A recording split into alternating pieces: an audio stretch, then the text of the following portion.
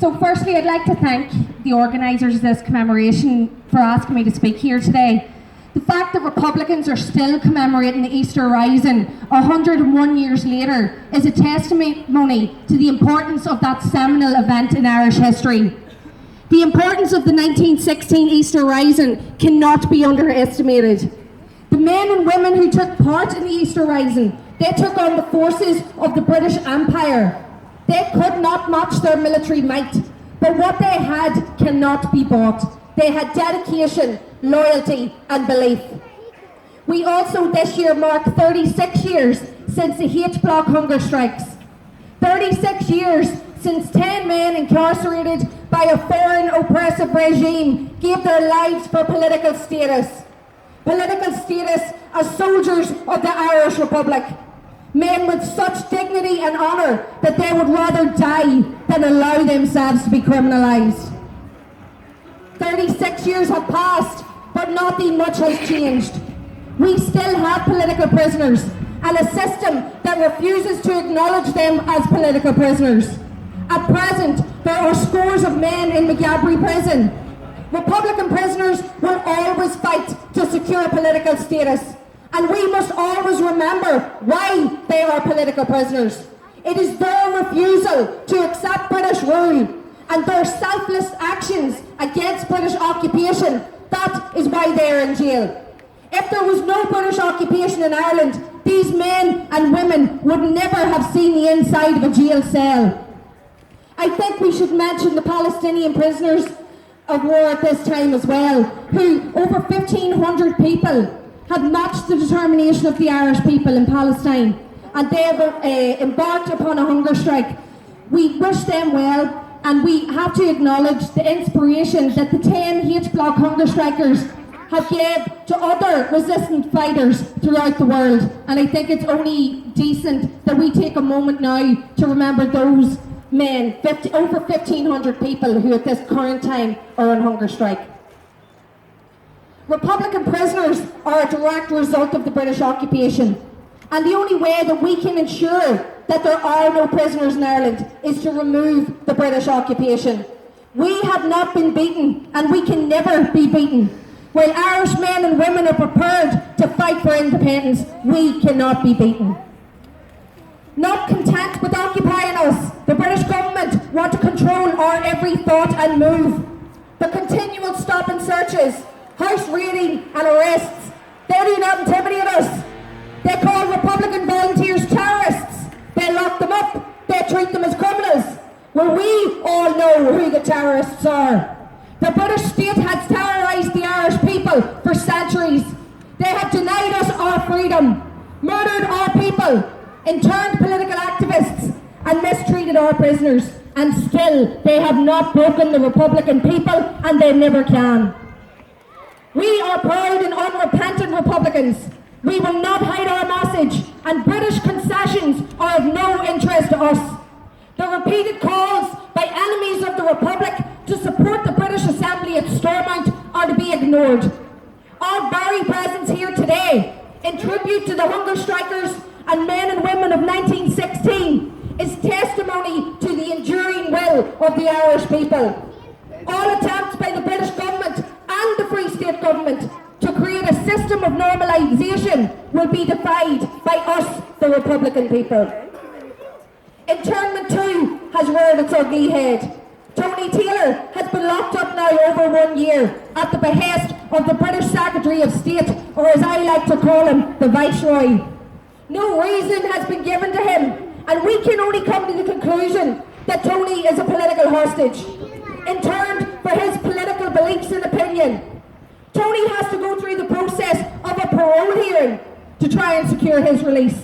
A parole hearing for a man that is interned in jail with no charges whatsoever.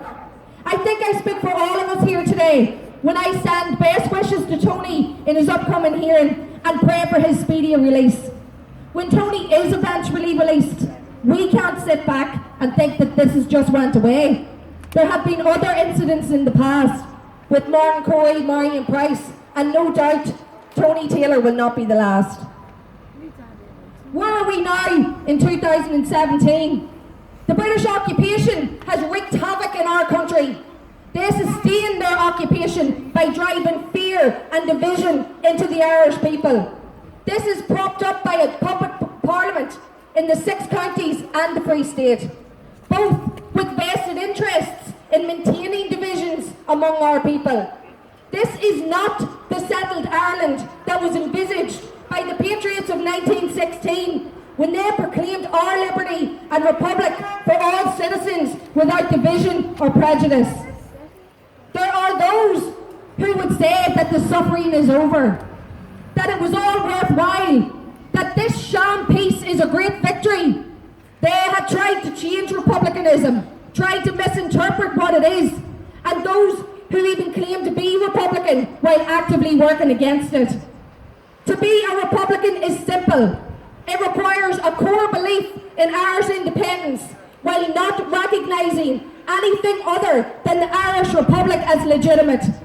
As Republicans, there are no alternatives. We don't accept partition. We can't accept British institutions or concessions. There will only be true peace in Ireland when there is justice and freedom for the Irish people. That can only come when Britain declares their intention to quit Ireland forever. Anything short of a British withdrawal is not a victory but a defeat for the Irish people. Looking to the future, we must realise that we have a body of work to do. We cannot constantly look to the past.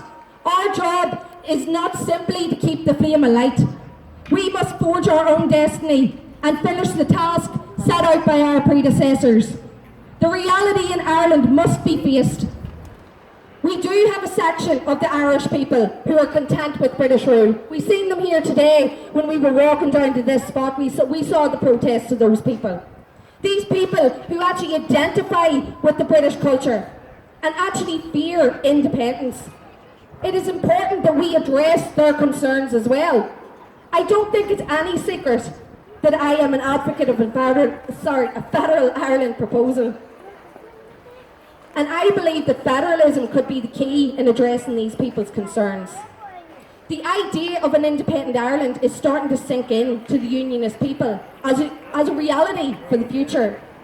It can offer them a chance to be an integral part of the Irish Republic. There is a genuine fear within the unionist community that home rule equals Rome rule. And how can we blame those people? Just look at what the Free State did. And they are still paying for that legacy today when we all know of the recent scandals emerging.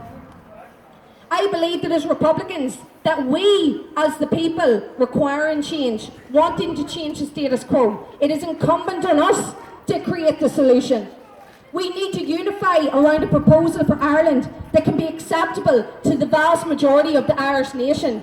And this, of course, includes those who currently subscribe to British unionism.